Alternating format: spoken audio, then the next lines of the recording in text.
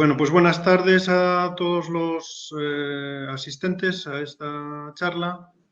Yo lo primero que quería hacer era presentarme y un poco justificar el enfoque de la charla, ¿no? Bueno, como acaba de decir Alicia, soy el director del área de transferencia y emprendimiento de la Universidad de Santiago. Y empecé a trabajar en esto, en mi formación de base, yo soy ingeniero agrónomo, y empecé a trabajar en este área de trabajo en el año 1989 y, digamos, derivado de lo que iba notando que me necesitaba para mi actividad profesional, pues hice un máster en gestión y administración de empresas y también un máster en gestión de la innovación, ¿no?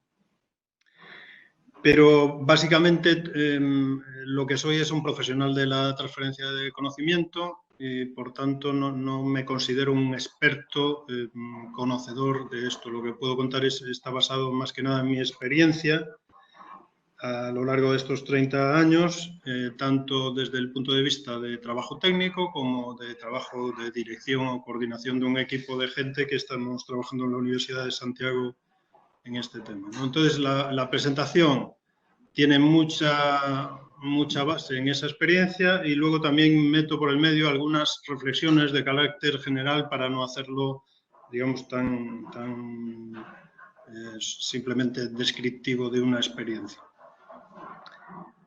Le he cambiado un poco el título de esa valorización de activos intangibles. Me he centrado más en la presentación o he tratado de enfocarla y de llevarla a lo que me parece lo que es la fase crítica en ese proceso de llevar el conocimiento al mercado, que es una fase a la que nosotros, y yo creo que mucha gente, llamamos precisamente valorización. Y empiezo ya.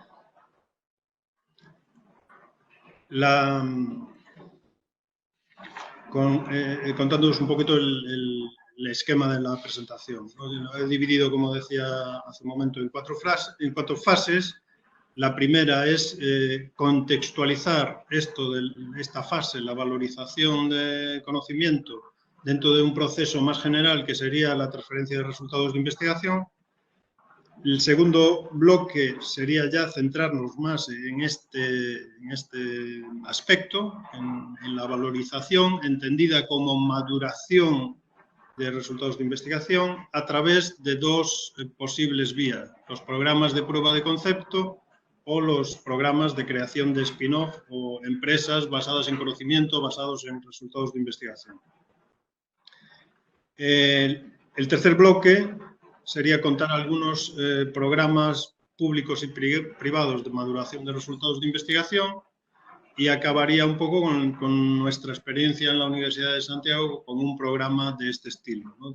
Que nos ayuda a identificar resultados transferibles y dar esos pasos necesarios para que sean más fácilmente introducibles en el mercado. Así que este es un poco el esquema de la charla. Entonces empiezo con el primer bloque, que sería un poco describir esto de qué va esto de la transferencia de resultados de investigación. Entiendo que en algunos momentos voy a estar hablando de conceptos muy básicos, probablemente todos muy conocidos para todos vosotros, pero que quizás dentro del discurso general pues queda bien incluso a veces repasar algunos conceptos muy básicos, ¿no? Y para empezar, lo que he hecho es poner una referencia a una recomendación de la Comunidad Europea, de la Comisión Europea del año 2008, en el que se hacía hincapié en que era necesario convertir el nuevo conocimiento, generado sobre todo financiado sobre todo con financiación pública, en impacto económico y social. En esa recomendación de la Unión Europea se describía además que el conocimiento no era solo las patentes, el conocimiento es todo lo que se genere como resultado de investigación que pueda estar o no protegido con distintas figuras jurídicas. Y también se insistía mucho en que para que pudiese haber un impacto efectivo de esa investigación tenía que haber una gestión consciente de ese proceso de transferencia o ese proceso de maduración del conocimiento. Las tres vías que este mismo documento contemplaba para llevar el conocimiento al mercado eran, por una parte, la investigación colaborativa o el contrato de investigación entre empresas y centros públicos de investigación. Por otra parte, los contratos de licencia, o sea, sobre resultados de investigación que ya han sido generados con financiación pública, licenciarlos a empresas para que desarrollen productos o servicios. Y la tercera vía era la creación de spin-offs. Yo en esta charla no voy a tratar el primer bloque, digamos la investigación colaborativa, porque pensamos que son dos procesos totalmente diferentes, hasta el punto de que, por ejemplo, en muchas universidades, y desde el año 2006 también en la Universidad de Santiago, los tenemos, digamos, distribuidas estas dos funciones en dos estructuras diferentes. ¿Quiere decir esto que en 2008 se empezó con la transferencia de conocimiento y la transferencia de resultados? Evidentemente no. O sea, os decía que la Oficina de Transferencia en la Universidad de Santiago se fundó en 1989, unos cuantos años antes, pero es verdad que probablemente en este momento en la Comisión Europea se hizo una reflexión de que se llevaba ya unos cuantos años de programa marco invirtiendo en I+D en todos los países europeos, y no se estaba consiguiendo el impacto que se esperaba, ¿no? Y de ahí esta reflexión de que estamos invirtiendo mucho en I+D, nos comparamos con otros entornos, con entorno Estados Unidos o otros entornos, o Japón, y vemos que a ellos, digamos, les genera más impacto la inversión en I+D que a nosotros, ¿no? Entonces, pues, esta recomendación sobre el uso y gestión del conocimiento para que tenga impacto económico y social, y no solo ese uso académico o en actividades de desarrollo de nuevo conocimiento. Entonces, ¿de qué hablamos cuando hablamos de resultados de investigación? Yo os pongo aquí tres titulares que extraje pues, de páginas web, de titulares de periódicos, en los que se habla de lo que yo creo que todos podemos identificar como resultados de investigación, ¿no? Unos investigadores de un hospital de Santiago descubren nuevas propiedades antiinflamatorias de un derivado del aceite de oliva. Otro grupo de investigación en la Universidad de Vigo acelera la detección del cáncer pues, a través de unos biosensores que son capaces de encontrar y contabilizar células cancerígenas. O un grupo de oncología de la Universidad de Santiago descubre una proteína responsable de... Todo esto son resultados de investigación. Entre esto y un producto en el mercado hay un camino muy largo que podemos ejemplificar con este caso del Yondelis, la trabectedina, en el que pues, hay 20 años de trabajos de desarrollo, de investigación y desarrollo, y más de 400 millones de euros de inversión.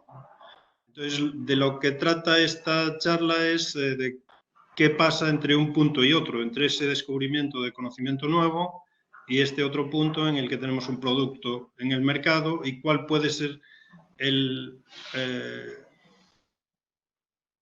la etapa crítica en todo ese proceso para poder tener éxito y que al final tengamos un producto en el mercado.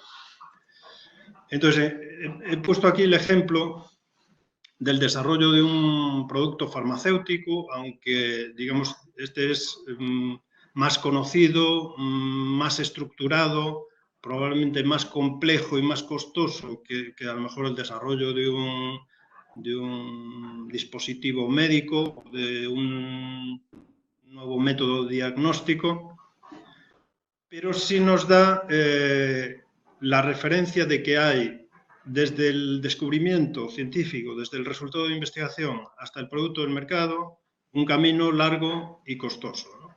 Pues en el caso del desarrollo de un nuevo fármaco, desde el descubrimiento de la diana y la búsqueda de una sustancia química que nos permita interaccionar con esa diana, pues hay luego toda la investigación preclínica y toda la investigación clínica desde y la parte regulatoria, ¿no? Desde que se solicita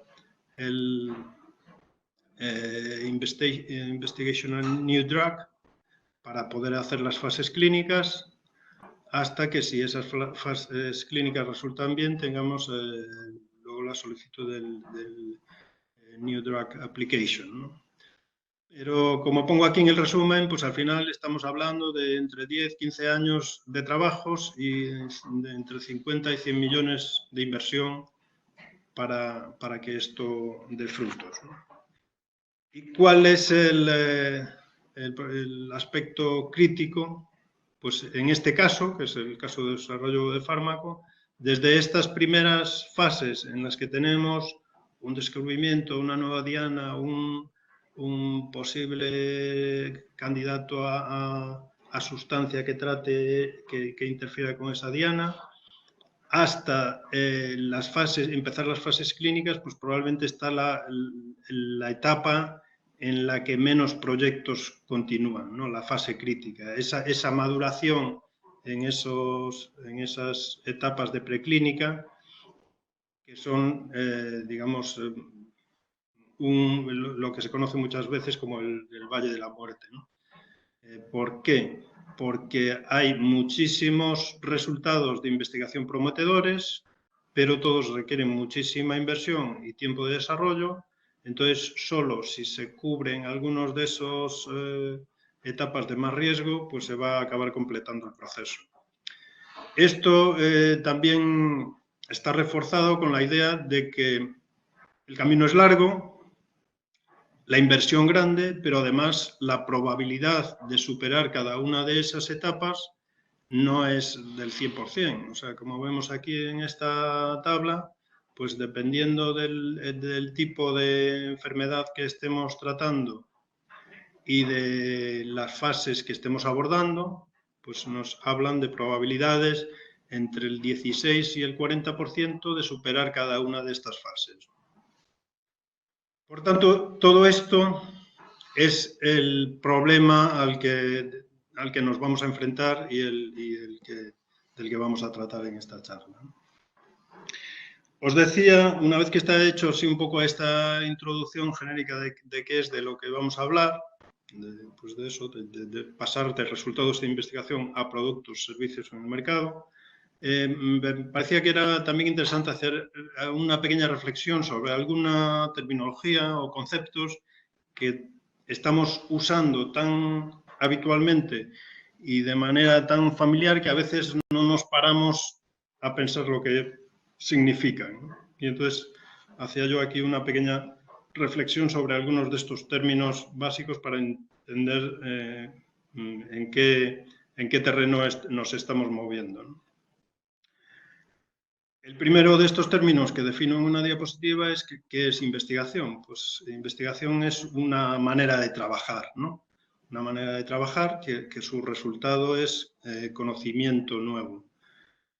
Y por tanto se puede hacer investigación científica, que es cuando yo busco por qué las cosas son como son, explicaciones generales para el comportamiento de la naturaleza, y se puede hacer investigación tecnológica, cuando yo busco el saber por qué algo funciona o cómo puedo hacer que algo funcione de una determinada manera. Y en un caso y en el otro tenemos un conjunto de conocimientos científicos o conocimientos tecnológicos que pueden ser derivados de un proceso de investigación. Ni toda la tecnología procede de investigación porque, como todos sabéis, pues, hay mucha tecnología o muchas maneras de resolver problemas que proceden de la experiencia sin necesidad de que haya habido investigación, pero es verdad que la investigación científica contribuye muchas veces de manera decisiva a buscar soluciones tecnológicas, ¿no?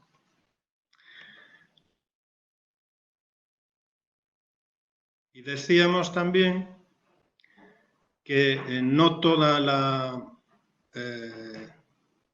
tecnología o todos los productos, servicios nuevos que hay en el mercado proceden de la ciencia, porque aquí, por ejemplo, vemos un caso en el que los principios científicos que explican cómo funciona o por qué funciona una máquina de vapor fueron postulados bastante después de que esa máquina de vapor estuviese funcionando. Entonces no podemos decir que la ciencia es imprescindible para que haya avance en la tecnología, para que haya nuevos resultados, pero sí podemos decir que cada vez más, cuanto más se conozca un ámbito de la ciencia, un ámbito de conocimiento, más posible va a ser obtener soluciones a problemas concretos. Y después de esta pequeña reflexión, pasamos ya a lo que es un poco el núcleo de este primer bloque de la charla, que era el proceso de transferencia de resultados de investigación y un poco como os decía al inicio de la charla, pues basado en nuestra experiencia en la Universidad de Santiago. Nosotros somos una oficina que trabajamos para toda la universidad, no solo para el área de las ciencias de la salud o de las ciencias experimentales, sino para cualquier área, pues también el área de ciencias sociales y humanidades. Y el proceso no es igual para todos, pero más o menos el esquema sí. O sea, lo primero que tenemos que identificar es resultados de investigación que tengan potencial comercial. Yo aquí siempre hago referencia a que nos parece que en la universidad no tenemos que hacer solo investigación o solo ciencia con aplicación directa, o sea, para solucionar problemas, sino que la universidad tiene la misión de hacer, de incrementar el conjunto de conocimientos y transmitirlo a los profesionales que se están formando, ¿no? Porque puede ser que la solución no esté formulada, pero si un profesional tiene ese conocimiento puede formular las soluciones más adelante.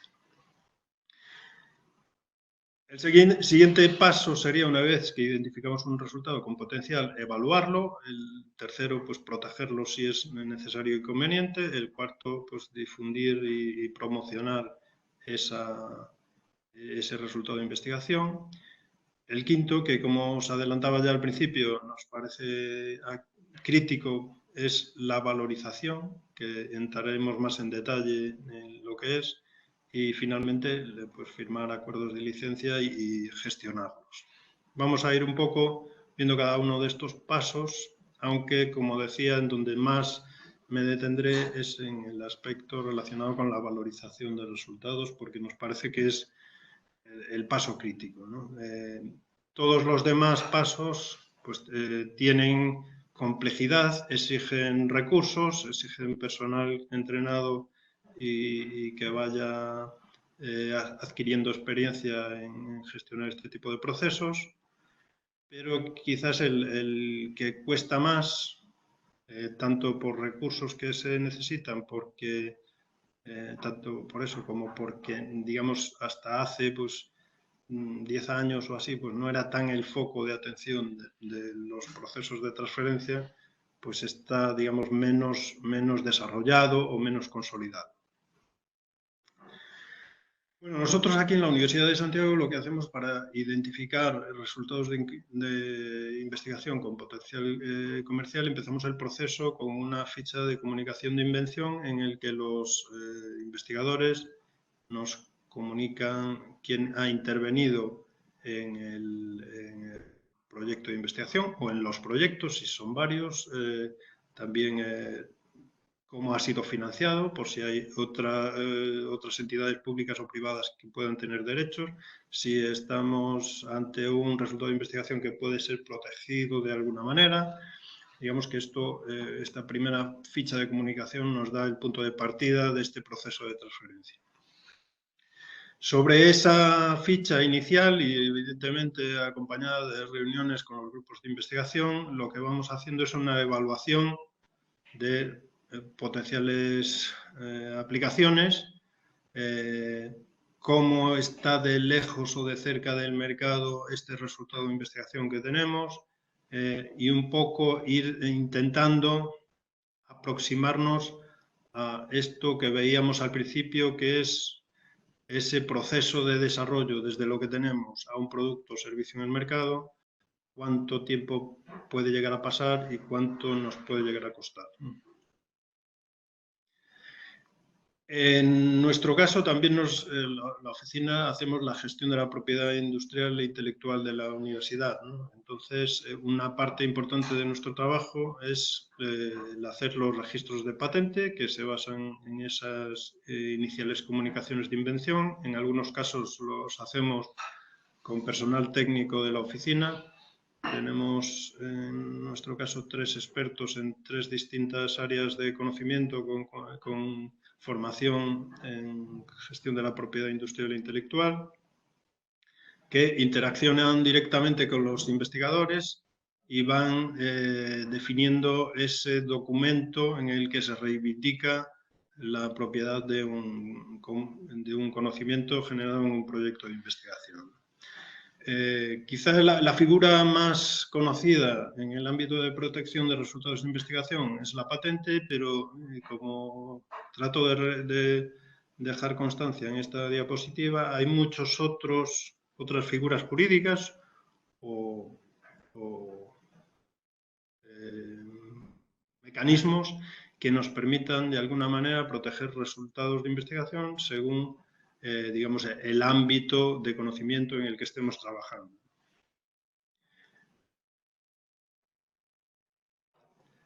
Pero como decía, las patentes y especialmente en el ámbito de la salud, de desarrollo de fármacos, de desarrollo de nuevos métodos diagnósticos, las patentes son quizás la figura jurídica más conocida y utilizada, y yo diría que hasta incluso en muchos casos imprescindible para poder abordar un proceso de transferencia de conocimiento. Aquí pongo algunos de los requisitos objetivos de patentabilidad que probablemente muchos de los que me estáis escuchando conoceréis de sobra, que son algo para que sea patentable tiene que ser nuevo a nivel mundial, tiene que tener actividad inventiva, es decir, que no resulte obvio para un experto medio en la materia, y tiene que tener una aplicación. Y además también dejaba aquí alguna indicación sobre qué cosas se pueden patentar que también probablemente sean conocidas para la mayor parte de vosotros, ¿no? Nosotros podemos patentar un principio activo de un compuesto farmacéutico, que puede ser un compuesto químico. Podemos patentar una formulación farmacéutica, o sea, pues la combinación de varios compuestos, unos con actividad terapéutica, otros como excipientes, que hacen que funcione mejor o lo que sea. O la forma de administrarlo o lo que sea. Eso también es patentable, de manera diferente a lo primero, digamos, a la sustancia terapéutica en sí. El procedimiento de fabricación de una sustancia química o de fabricación de un preparado farmacéutico, si tiene algo singular, también puede ser protegible. Y por último, en este ámbito de la salud y sobre todo en el desarrollo de fármacos, pues la indicación terapéutica también puede ser protegible. O sea, yo puedo tener un compuesto patentado para tratar una enfermedad vascular. Si descubro que tiene además potencialidad para curar una enfermedad neurológica, pues esa nueva aplicación terapéutica podría patentarla. Tendría una patente dependiente de otra que no es mía, pero bueno, podría tener una patente nueva. ¿Y para qué sirve esto? Pues un poco viene utilidad derivada de lo que veíamos al principio.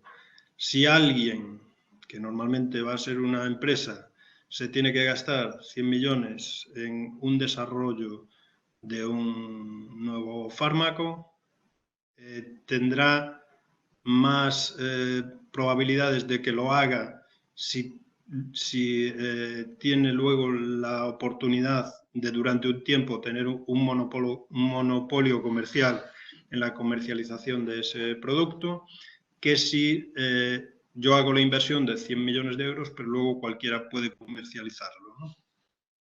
Entonces, lo que estamos haciendo con estas figuras jurídicas es intentar disminuir el riesgo del que asume la inversión en el desarrollo. Si el desarrollo sale bien, pues luego tengo más oportunidad de recuperar la inversión. Y si el desarrollo sale mal, por muy patentado que lo tenga, voy a perder la inversión. También sirve desde el punto de vista más del investigador y cada vez se está considerando más, aunque el peso todavía no es probablemente todo el que debería ser, para valorar el desarrollo de la carrera profesional de los investigadores este tipo de logros, ¿no? Pues si alguien, además de publicaciones científicas en revistas de prestigio internacional o de dirección de tesis o de trabajos presentados en congresos, tiene presentadas patentes, tiene expresiones de interés o contratos de licencia por parte de alguna empresa, pues eso también tiene que ser un mérito y de hecho, pues bueno, en este BOES del 2006 ya se empieza a reconocer como mérito para los investigadores estas cosas, ¿no? Entonces, sirve tanto desde el punto de vista del que genera el conocimiento como desde el punto de vista del proceso en sí, ¿no? De quién va a tener que hacer el desarrollo de ese conocimiento para convertirlo en un producto. Y también probablemente aquí esté recordando temas que muchos de los que están escuchando la charla ya saben, que es que la patente es un título de carácter territorial y, por tanto, si yo solicito una patente en España, tengo un título de propiedad en España, pero si lo quiero tener en otros ámbitos territoriales, pues tengo que extender ese título de protección a otros ámbitos y eso tiene una serie de plazos, que es lo que está reflejado en este esquema, ¿no? Desde que yo presento la primera solicitud, sea en España o sea en el país que sea, por una serie de tratados internacionales, tengo 12 meses para empezar a ampliar, digamos, la protección o la extensión territorial de esa protección en otros territorios. Y hay una serie de plazos, digamos, que me van permitiendo facilitar ese proceso de extensión de la protección en distintos territorios, que es un poco lo que se trataba de dejar constancia con esta diapositiva. Y vamos ya al meollo de la cuestión, que es este tema de la valorización y cuál es el punto crítico en este proceso de llevar el conocimiento al mercado. Como veis en esta diapositiva, un conocimiento generado en un proyecto de investigación público lo podríamos considerar un tomate verde y lo que quieren las empresas o lo que es necesario para empezar un proceso de desarrollo es un tomate un poco más maduro. Entonces, el problema, como os adelantaba ya al principio de la charla, es esa etapa por el medio entre que se acaba la investigación. Para fase de investigación pues suele haber programas, tanto de programa marco como fondos nacionales, como fondos de las distintas autonomías para hacer investigación. También suele haber programas de financiación para el desarrollo de innovación en las empresas, pero hay un hueco por ahí por el medio para el que es más difícil obtener financiación y si no se cubre ese hueco, pues se interrumpe el proceso. Entonces, ¿qué es la valorización? Pues nosotros lo entendemos como activar el proceso de transferencia cubriendo esta etapa crítica de incertidumbre, de manera que se facilite la inversión privada y se complete el proceso de desarrollo e innovación, introduciendo nuevos productos y servicios en el mercado. Y esto, de alguna manera, está sintetizado en dos expresiones. Una es, a través del proceso de valorización voy incrementando el valor, y aquí siempre digo que no hay que confundir valorización con valoración. Valoración es calcular el valor y valorización es incrementar el valor.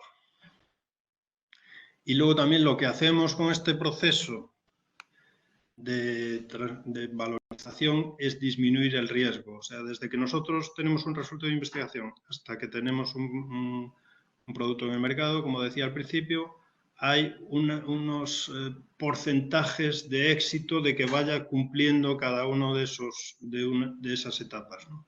Cuantas más vaya cubriendo, pues menos riesgo tendré de no llegar al final y de haberme gastado 20, 30, 40 millones de euros sin al final tener posibilidad de tener retorno económico por esa inversión.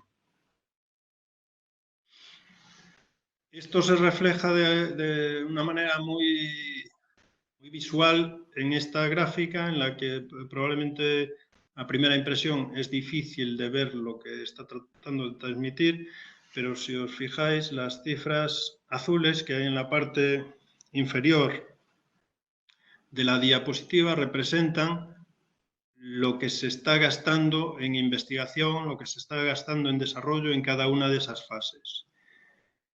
Y las cifras de color rosa que hay en el medio de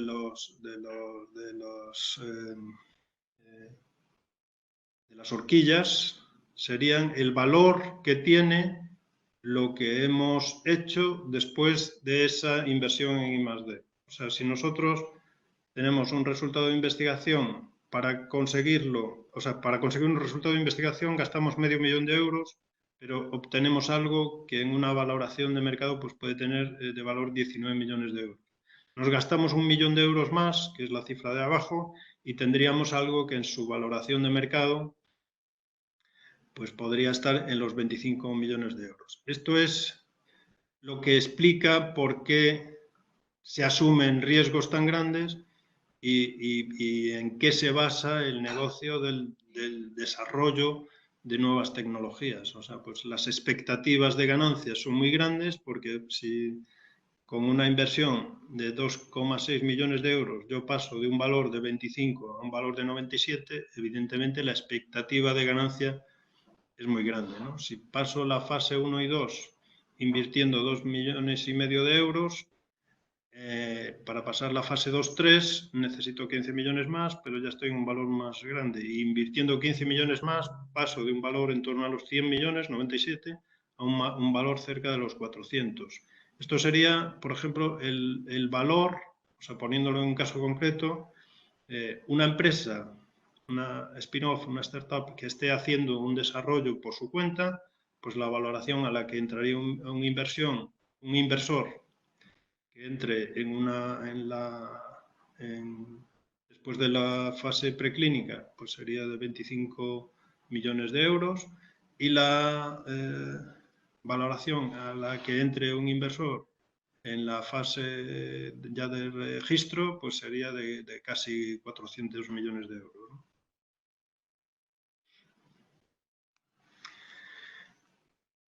Y esto también está relacionado con algo que es muy habitual en los últimos años, incluso en los programas de la Unión Europea cada vez se hace más referencia a esto, que es la escala de maduración de la tecnología, ¿no? Las Technology Readiness Level. Aquí está un poco estos 9 niveles de maduración de la tecnología, que como probablemente algunos sabéis, pues proceden un poco del mundo de la investigación y desarrollo aeroespacial, pues traducidos a lo que pueda ser el mundo de la salud o el desarrollo de fármacos, ¿no?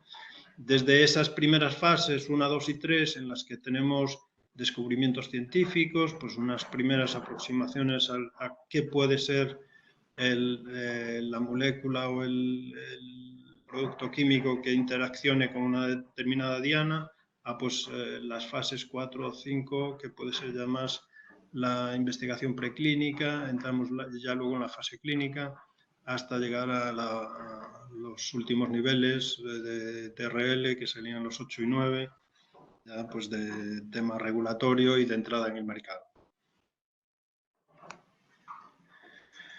Yo utilizo habitualmente esta diapositiva para ejemplificar, digamos, como con un ejemplo así un poco simple, pero yo creo que muy gráfico, el proceso de transferencia de conocimiento y cómo, digamos, hasta hace 10 o 15 años se venía interpretando, ¿no? Pues decíamos, tenemos nuevo conocimiento, es pues el mineral bruto, ese conocimiento.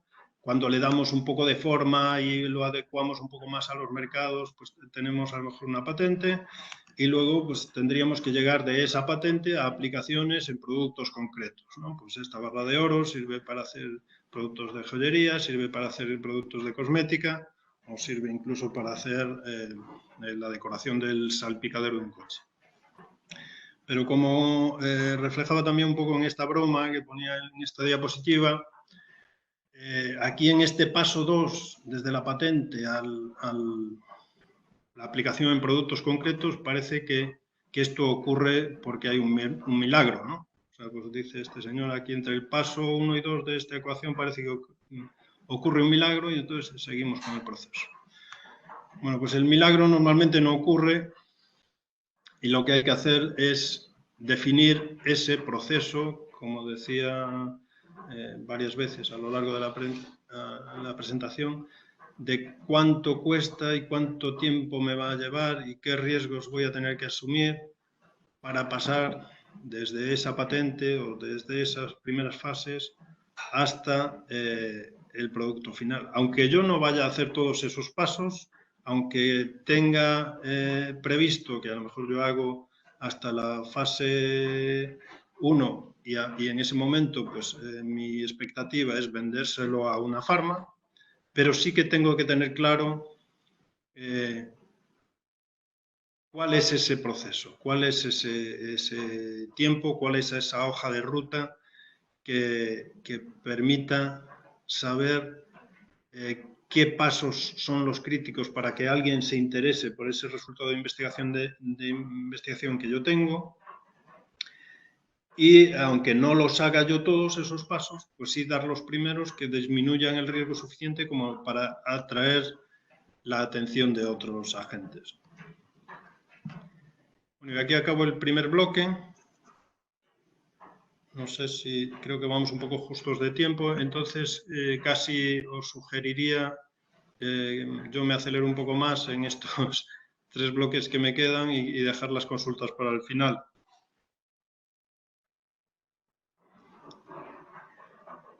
Bueno, aquí hablo de la maduración de resultados de investigación a través de estas 2 vías, los programas de prueba de concepto, que un poco los fui definiendo ya en el apartado anterior, y la segunda vía es la creación de empresas que desarrollen esos resultados. Tenía unas primeras transparencias dedicadas a aclarar un poco la terminología, ¿no? Porque hay muchos nombres diferentes para referirse a este tipo de empresas que desarrollan tecnología y muchas veces no sabemos si estamos hablando de lo mismo o de cosas diferentes. Bueno, yo decía en esta transparencia anterior que básicamente hay muchos nombres, pero todos hacen referencia a 2 cosas fundamentales. Una es en qué aportan valor estas empresas, que es en el desarrollo de la tecnología, en el desarrollo de conocimiento, en conocimiento nuevo, y cuál es su origen, ¿no? Entonces, en función de eso, pues hay todas estas denominaciones, empresas de base tecnológica, New Technology Based Firms o spin-outs, spin-off, o todos estos nombres. ¿En qué aportan valor? Pues está un poco basado en la cadena de valor de aporte. Sabéis que hay en las actividades de las empresas distintas actividades que generan ventajas competitivas de unas empresas con respecto de otras, y cuando este aspecto es fundamental, pues estamos en este tipo de empresas basadas en la tecnología. Y luego los otros 3 denominaciones más frecuentes son la denominación de lo que es una startup, que básicamente pues en las primeras definiciones hablan de que son empresas con altas posibilidades de crecimiento y basadas en tecnología y que siempre asociadas a una figura de una persona emprendedora. Las spin-outs serían compañías que se generan a partir de otra organización, pero se convierten en compañías independientes y pueden utilizar propiedad intelectual, tecnología, productos de la organización originaria. Esto, digamos, que sería lo que mejor responde a empresas que van a desarrollar tecnología, pues, o de un centro de investigación, de un hospital, de una universidad. Y las spin-offs serían también empresas que se externalizan de una matriz, pero que siguen siendo dependientes de esa matriz. Sin embargo, como veis aquí, también os pongo una nota en la diapositiva en la que habitualmente el término spin-off se usa, digamos, con el significado de las spin-outs, ¿no? Bueno, entonces, teniendo en cuenta estos perfiles de empresa, ¿qué es lo importante o qué es lo que nos tiene que preocupar cuando estamos creando una empresa para desarrollar tecnología, o yo diría que una empresa cualquiera? Pues estos 4 elementos son fundamentales. La idea de negocio, el equipo de gente que va a desarrollar esa idea de negocio, el plan de empresa, o sea, cómo vamos a llegar desde esa idea de negocio a generar ingresos y a generar rentabilidad, y luego cómo vamos a gestionar el dinero necesario para ese proceso. En la base tecnológica, pues en este caso, evidentemente estamos hablando de resultados de investigación y tenemos que evaluar todos estos aspectos que pongo aquí, pues desde ¿está suficientemente maduro o necesito todavía hacer una inversión para poder tener un producto o proceso en el mercado? O a lo mejor lo que me planteo, como decía anteriormente, no es llegar a un producto en el mercado, sino que mi ingreso va a venir por una licencia que yo le haga a una empresa mayor. Pero todo esto, digamos, tiene que estar pensado desde el principio y tengo que tener claro cuánto me va a costar producir o desarrollar esta tecnología, y también si hay otros desarrollando cosas parecidas que me puedan, digamos, hacer peligrar mi negocio o hacerlo menos competitivo porque hay alternativas. Un tema con el que nos encontramos muchas veces en los centros de investigación que promovemos la creación de este tipo de empresas es la necesidad de crear equipos multidisciplinares, que aunque parezca que es una cosa muy obvia, nosotros, y yo creo que mucha gente de la que trabaja en la generación de spin-offs o de empresas basadas en tecnologías, nos encontramos con que normalmente el equipo de promotores iniciales, pues si es un resultado de investigación que viene del ámbito de la química, van a ser 2 o 3 químicos, si viene del ámbito de la física, van a ser 2 o 3 físicos, y si viene del ámbito de la filología, van a ser 2 o 3 filólogos. Y siendo esta parte técnica investigadora fundamental para el desarrollo de estas empresas, porque normalmente hay un proceso de maduración de la tecnología en la que este perfil de trabajador va a ser crítico, si no hay capacidad de gestión, capacidad financiera, capacidad comercial, pues todas esas otras capacidades técnicas y científicas no van a servir de mucho.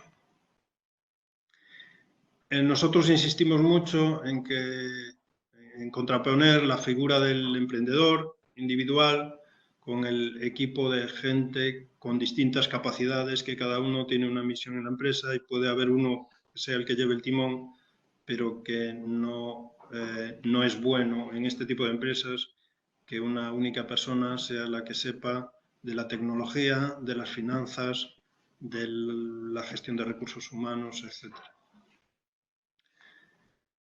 Decía también que era fundamental el tema de la gestión del dinero y de contar cuánto dinero nos va a hacer falta, durante cuánto tiempo y de dónde lo vamos a obtener, ¿no?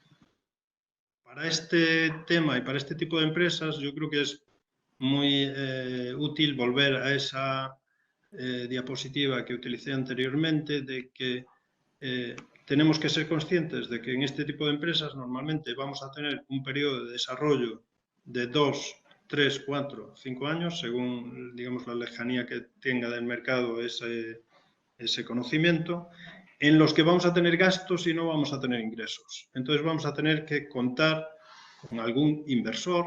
Yo pongo aquí como el caso más frecuente, pues empresas de sociedades de capital riesgo que ponen dinero sabiendo que no va a haber ingresos durante 2, 3, 4, 5 años.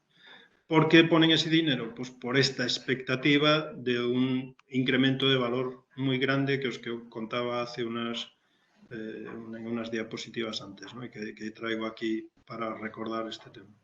O sea, esta expectativa de incremento tan grande de valor es lo que hace posible que inversores privados pongan dinero en estos procesos de desarrollo que evidentemente tienen mucho riesgo y tienen, si salen bien, muchas posibilidades de ser muy rentables, pero también tienen posibilidades de salir mal y de que se pierda toda la inversión que se hizo por el camino.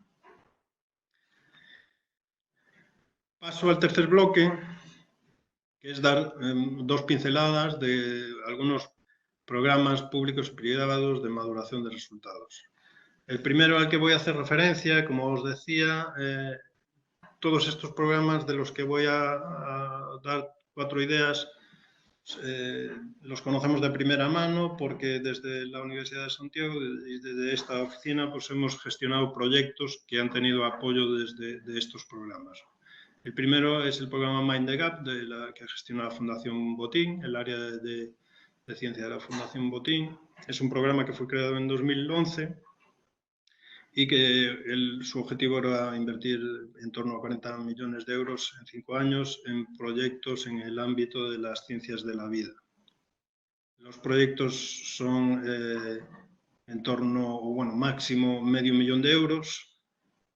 Y además del dinero, digamos, hay un acompañamiento al proyecto a través de la propia estructura de ciencia, del área de ciencia de la Fundación Botín y de expertos que ellos designan para estar, digamos, supervisando todo el proceso de desarrollo de estos proyectos de maduración. Como decía, el plazo de este tipo de proyectos de maduración de tecnologías de la Fundación Botín son de 2 años y la inversión máxima $500.000 de euros que se reparten entre esos 2 años con 250.000 euros máximo cada año y se busca pues lo que parece lógico, ¿no? Que tenga impacto socioeconómico, que esté basado en conocimiento, que ese conocimiento tenga una base científico-tecnológica sólida y que el potencial de mercado sea grande. Esto es digamos, una característica casi general para todos los programas de valorización o de prueba de concepto o como queráis llamarle, que permiten hacer desarrollo de tecnologías en esas fases críticas para que se incorporen otros agentes a completar el proceso de desarrollo. Ya a nivel más local, en Galicia, pues teníamos la Fundación Barrié, que desarrolló también un fondo de inversión en ciencia. En este caso no estaba limitado al área de ciencias de la vida, sino a cualquier área de la ciencia y había como 3 perfiles de proyectos diferentes en los que se contemplaban también distintos plazos de ejecución para esos proyectos que iban desde los 2 hasta los 7 años, ¿no? Pero también con unas características muy diferentes. Os los pongo ahí al final de esta diapositiva, que había proyectos de proof of concept, de esta prueba de concepto, que es lo que se parece más a lo que yo vengo hablando, o sea, de hacer una serie de etapas críticas, financiar una serie de etapas críticas, pues lo que necesito es hacer la preclínica y para esta preclínica me llegan con 200.000 euros, ¿vale? Pues si la hago voy a tener más posibilidades luego de involucrar a una industria farmacéutica o un inversor más mayor que meta más dinero en continuar el desarrollo. Otro tipo de proyectos que contemplaban en este Fondo de Inversión en Ciencia de la Fundación Barrié eran proyectos ya, digamos, con menos grados de maduración y más necesidad de desarrollo, pues un desarrollo hasta el mercado de a lo mejor hasta 4 años y una necesidad de inversión mínima de a lo mejor 1 millón de euros y de la que ellos solo aportaban entre 400 y 600.000 euros, ¿no? Y entonces se exigía un poco que hubiese esa posibilidad de captar otros socios.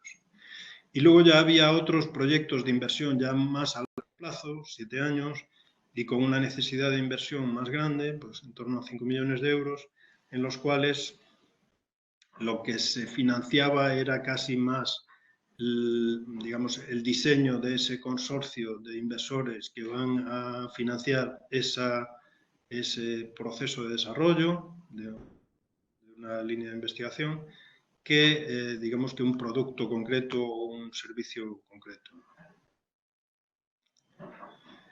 En el Fondo de Inversión en Ciencia, como os decía, pues también tuvimos algún proyecto en la Universidad de Santiago. En concreto, aquí aparece una foto de una investigadora de nuestra universidad que hizo un proyecto de desarrollo en Quorum Sensing, Quorum Quenching, que como sabéis es un proceso en el que se ha detectado que la comunicación entre las colonias de las bacterias son los que afectan a su capacidad infectiva, y si evitamos que se comuniquen y que se agrupen para hacer esos ataques, pues dejan de ser tan patogénicas, ¿no? Bueno, esa era un poco la base del proyecto.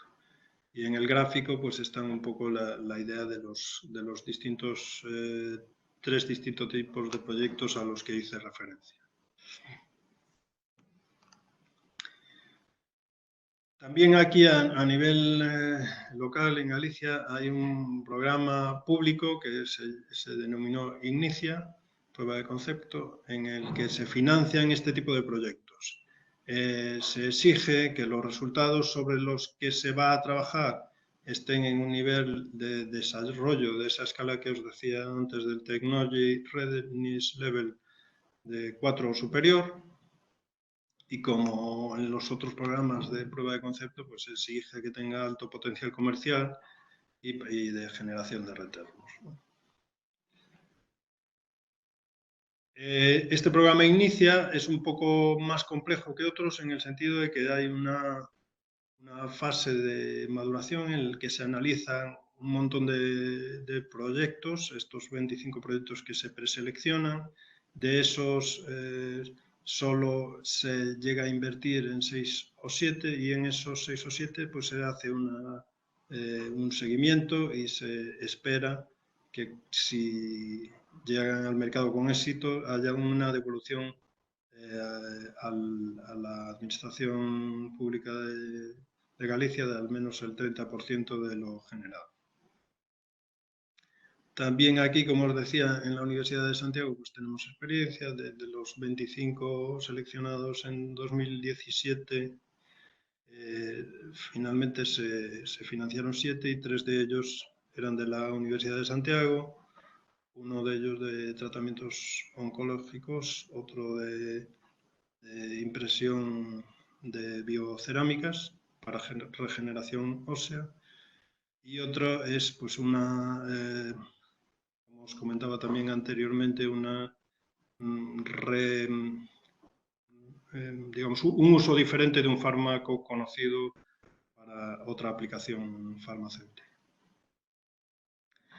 Y luego ya más en el ámbito europeo, pues hay el programa Proof of Concept del European Research Council, que es más limitado porque es solo para participantes en proyectos del European Research Council que estén en este grupo de programas que ellos denominan fronteras de la ciencia, ¿no? Que son ciencia de alto nivel, y para los que hayan sido beneficiarios de un programa de este tipo, pues hay la posibilidad de solicitar también un proyecto de prueba de concepto. Se puede solicitar tanto mientras el proyecto de Frontera de la Ciencia está en marcha, como hasta 12 meses después de finalizado. Pero si pasa mucho tiempo ya no se puede solicitar este tipo de proyectos. También en este caso hay un plazo de ejecución relativamente corto, entre 1 año y 1 año y medio. En este caso la cantidad que se asigna para estos procesos de desarrollo es fija, son 150.000 euros. y se puede pedir más de un proyecto por proyecto de prueba de concepto, por cada proyecto de frontera de la ciencia, pero tiene que estar en ese plazo que os decía antes, o está el proyecto vivo o está en los 12 meses siguientes a su finalización. También aquí tenemos algunas experiencias en la Universidad de Santiago. Pongo aquí un par de ejemplos de investigadores que han tenido proyectos de prueba de concepto y que previamente, evidentemente, habían tenido estos proyectos de Starting Grants. Y acabo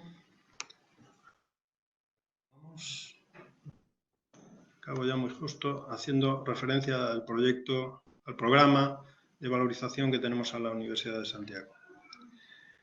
Un poco la justificación es que nosotros en 2009, a través del Campus de Excelencia Internacional, que es un proyecto estratégico de desarrollo y especialización de la universidad, detectamos pues eso, de que llevábamos muchos años invirtiendo mucho dinero en ciencia, pero que había pues este problema de los tomates verdes que he ido comentando a lo largo de la presentación.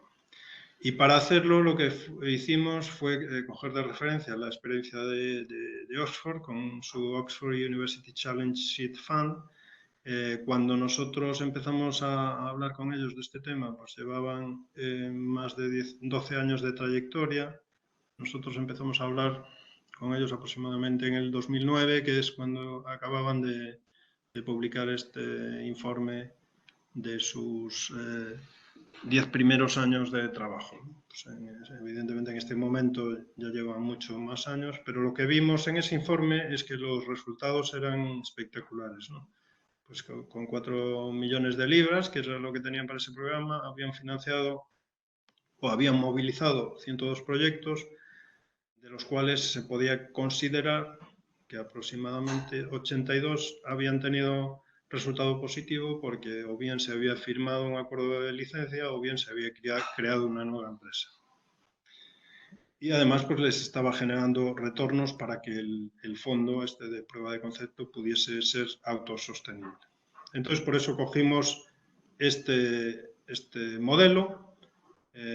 Contratamos una asesoría con la Universidad de Oxford para adaptar esta metodología de trabajo a nuestro caso y fuimos adoptando algunas de estas recomendaciones que nos iban dando en ISIS, que era en aquel momento el nombre de la Oficina de Transferencia de la Universidad de Oxford y que luego se cambió por motivos obvios. Bueno, entre algunas de las recomendaciones que ellos nos daban es que era importante que fuese gestionado por la Oficina de Transferencia de Resultados de Investigación de la institución y que en el comité que decidiese en qué proyectos invertía, pues hubiese no solo investigadores o no solo personal de la universidad en nuestro caso, sino otras perspectivas, ¿no? Pues perspectivas de inversores o de empresas o de la administración que pueda estar implicada en el desarrollo de esos productos o servicios. El esquema que desarrollamos fue muy parecido al que ellos tenían. Evidentemente lo que adaptamos fue pues, algunas estructuras que ellos tienen y sobre todo la cantidad de dinero de la que ellos disponían era bastante diferente a la que nosotros teníamos. Pero sí contábamos con una cartera inicial de conocimiento sobre el que trabajar y con una experiencia previa ya en haber hecho contratos de licencia y desarrollado empresas de base tecnológica. Lo que es un poco diferente de otros programas es que aquí pues, no es un proyecto que el investigador pida y gestione de manera completamente autónoma como un proyecto de investigación, sino que hay una intervención de la Oficina de Transferencia de Resultados de Investigación y un acompañamiento en todo el proceso, tanto en la definición del propio proyecto como después en el seguimiento. Y con esto pues hemos llegado, pues, aunque el periodo de de funcionamiento del programa es relativamente corto, pues a unos resultados que nos parecen bastante esperanzadores, pues hemos podido financiar 18 proyectos y tenemos derivados de esos 18 proyectos 7 acuerdos de licencia nuevos y 7 spin-offs creadas. Evidentemente hay otros acuerdos de licencia y hay otros spin-offs que no han sido activadas a través de esta herramienta, pero esta herramienta nos ha permitido mejorar nuestros indicadores. Y con esto pues pido un poco de disculpas porque creo que me voy un poco de tiempo. Acabo simplemente con una reflexión final diciendo, o sea, recordando la dificultad que tiene todo este proceso y la cantidad de riesgos que llevan asociado, y también que estos dos aspectos en el que me centré más hoy, la valorización y también el tema de protección, pues son mecanismos que nos ayudan a facilitar que alguien más que los inversores privados se involucren porque disminuyen el riesgo que están asumiendo. Bueno, y nada más, muchas gracias a todos por la atención y a partir de ahora estoy a vuestra disposición por si queréis comentar alguna diapositiva o tenéis curiosidad por los asuntos que he comentado. Muchas gracias. Teníamos una pregunta de Carmen Girón, de Corporación Tecnológica, que nos decía, lo que pasa que no sé si esto se alargaría mucho más, que quería un poco más de detalle de la fase hagamos números, cómo abordarla correctamente y sin desviarse de la realidad para que haya el menor riesgo posible. No sé si a lo mejor os podéis poner de acuerdo y, Sí, por correo y sí, así responderla con detalle. de acuerdo. Pues si no tenéis ninguna consulta más, tenéis de todas formas, os puedo facilitar el... vale, Carmen, sí, tenemos tu dirección de correo. Y si tenéis alguna consulta más, yo os puedo poner en contacto con José Luis. José Luis, agradecerte mucho tu transferencia también en el día de hoy y agradeceros también a todos vuestra asistencia. Gracias, José Luis. Que paséis todos buena tarde. Muchas Muy bien, gracias. pues muchas gracias a todos.